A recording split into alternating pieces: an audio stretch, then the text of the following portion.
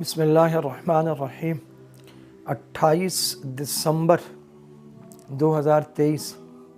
جمعرات۔ آج ایک طرف تو غزہ اور اس میں مجاہدین پر ہونے والے ظلم ہیں، اور دوسری طرف ایسی عجیب و غریب خبر ہے کہ سمجھ نہیں آتا، ناطقہ سر و گریباں ہے، اس سے کیا کہیے۔ آج اہل سنت والجماعت کے سربراہ حضرت مولانا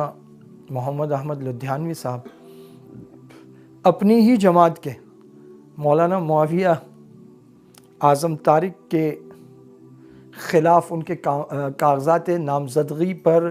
اعتراضات دکھانے کے لیے عدالت میں پیش ہوئے، اور بعض حضرات کا کہنا ہے کہ ان کی طرف سے شہزاد اکبر اور حافظ خالد ریٹرننگ افسر کے سامنے پیش ہوئے ہیں۔ اور مولانا محمد احمد لدھیانوی صاحب کے بارے میں یہ بھی کہا جا رہا ہے کہ انہوں نے وزیر اعلیٰ پنجاب محسن نقوی سے خود ملاقات کی ہے، اور مولانا معاویہ اعظم صاحب کا نام انہوں نے 4th شیڈول میں دوبارہ ڈلوایا ہے، اور وہ جو کاغذ لے کر پیش ہوئے ہیں، غالباً حافظ خالد نے شیعہ وکلاء بھی اس میں شامل تھے،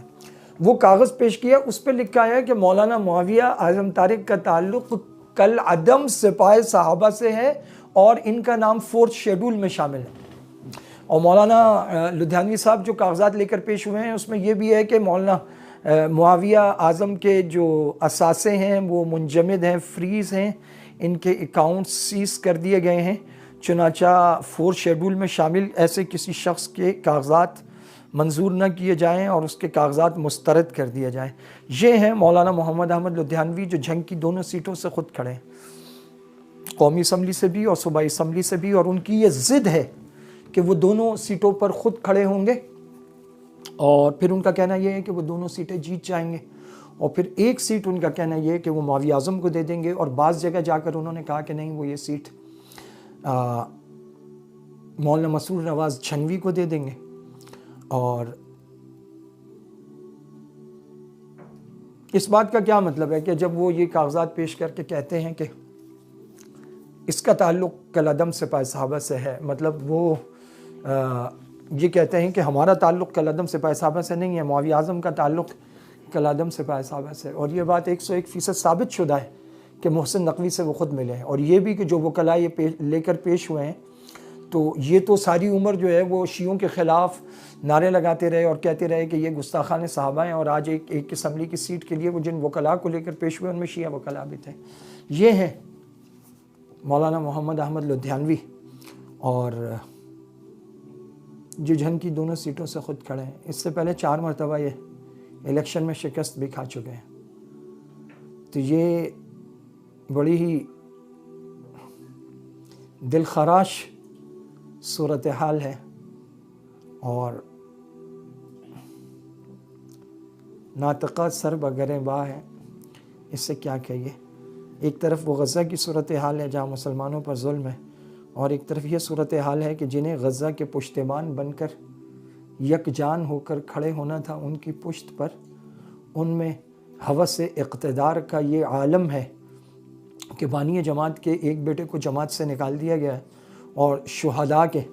ایک اور بیٹے مولانا معاویہ اعظم جو 14 مہینے کی جبری گمشدگی کے بعد منظر عام پر آئے تھے، اور پھر انہیں جنگ کے عوام نے MPA منتخب کیا تھا، اور آج بھی جنگ کے عوام کی اکثریت جن کے ساتھ کھڑی ہے، انہی کے خلاف، خود اپنی جماعت کے سابقہ MPA کے خلاف مولانا احمد لدھیانوی عدالت میں پیش ہوئے ہیں، اور ان کے ضلع کا صدر حافظ خالد، جس پر یہ الزام ہے کہ ابھی حال ہی میں اس نے پٹواریوں کے تبادلے میں لاکھوں روپے رشوت لی ہے، پھر نرسوں کے تبادلے میں لاکھوں روپے رشوت لی ہے، اور اس سے پہلے بھی یہ مختلف لوگوں سے رشوت اور بھتے لیتے رہے، اور پھر ان پر کیسز قائم ہوئے ہیں، اور یہ پورا ایک گروہ ہے۔